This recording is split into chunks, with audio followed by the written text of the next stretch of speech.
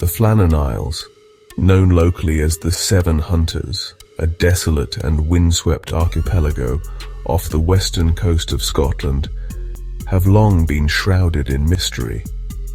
Among many tales tied to these isles, none is as chilling or perplexing as what happened to these keepers. This is their story. Perched atop the largest of the isles, Eileen Moore, the Flannan Isles Lighthouse, was a beacon of safety for ships navigating the perilous waters of the Outer Hebrides.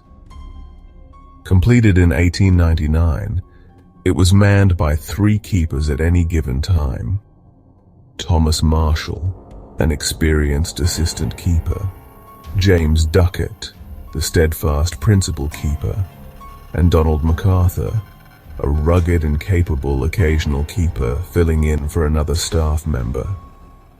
Together, they were tasked with maintaining the light, a critical duty in one of the most remote and unforgiving regions of the British Isles.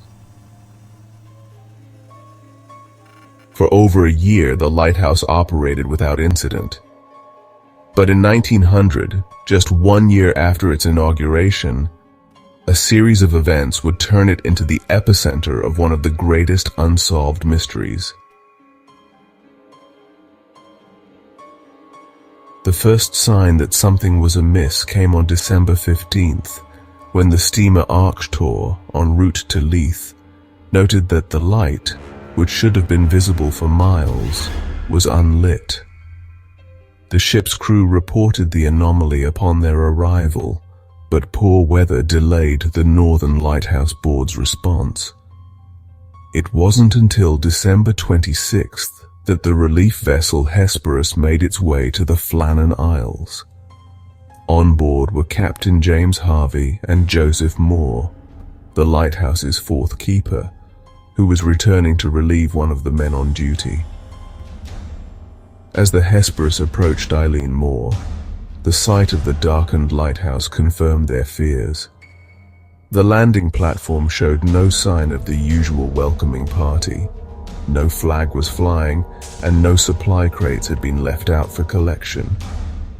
Growing uneasy, Captain Harvey sounded the ship's whistle and sent up flares to attract attention. But the only response was the howling wind and the crash of waves against the rocks. Joseph Moore was the first to go ashore. As he climbed the steep steps to the lighthouse, an oppressive silence seemed to weigh on him. Upon reaching the station, he found the door locked. Using his keys, he entered and immediately sensed that something was very wrong. Inside, everything appeared eerily untouched. The kitchen table was set, with a meal partially eaten, and a chair overturned as if someone had left in haste. The beds were unmade, but the men's oilskins, essential for venturing outside in the harsh weather, were missing. The lighthouse's logbook lay undisturbed, its entries offering a cryptic glimpse into the final days of the keepers. According to the log, the first strange occurrence was recorded on December 12th. Thomas Marshall wrote of severe winds the likes of which I have never seen before, despite no such storms being reported on the mainland. He also noted that James Duckett had become withdrawn and that Donald MacArthur, a seasoned sailor with a reputation for toughness, had been reduced to tears. The log continued to detail the men's growing unease, fierce gales battering the island, strange noises echoing in the wind, and a shared sense of foreboding. On December 30th, the men reportedly prayed together, a highly unusual act for lighthouse keepers who were generally pragmatic and unshaken by the elements. The final entry, dated December 15th, simply read, "Storm ended, sea calm, God is over all." And then, nothing. The log ended abruptly, and so it seemed did the lives of the 3 keepers. Despite an exhaustive search of the island and surrounding waters, no trace of the men was ever found. The official investigation concluded that the men were likely swept away by a rogue wave while attempting to secure equipment during the storm. However, many questions remained unanswered. How could 3 experienced keepers, who knew never to leave the lighthouse unattended, have all ventured out together? Why did the logbook describe conditions so dire that it left the men visibly shaken, when weather records indicated relatively calm seas? And what of the overturned chair and the half-eaten meal, suggesting they had been interrupted suddenly and violently?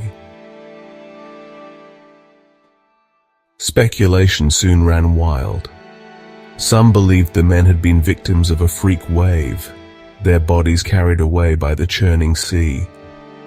Others suggested foul play, perhaps a violent quarrel that turned deadly. There were even whispers of something more sinister, that the men had fallen prey to supernatural forces. The Flannan Isles have long been steeped in folklore, with tales of restless spirits and otherworldly beings said to haunt the rocky terrain. Could these ancient legends hold a kernel of truth? Despite the passage of more than a century, the mystery remains as impenetrable as the fog that often blankets the Flannan Isles. No bodies have ever been recovered. No definitive evidence has ever emerged. The official report of the Northern Lighthouse Board closed the case with the rogue wave theory, but for many, this explanation feels incomplete. The Flannan Isles Lighthouse stands today, automated and unmanned, its beam cutting through the darkness as it did over a century ago. Perhaps we will never know what truly happened on that fateful December night. The answers lie buried, not just in the Atlantic's icy depths, but in the hearts of the isles themselves, a secret they refuse to reveal.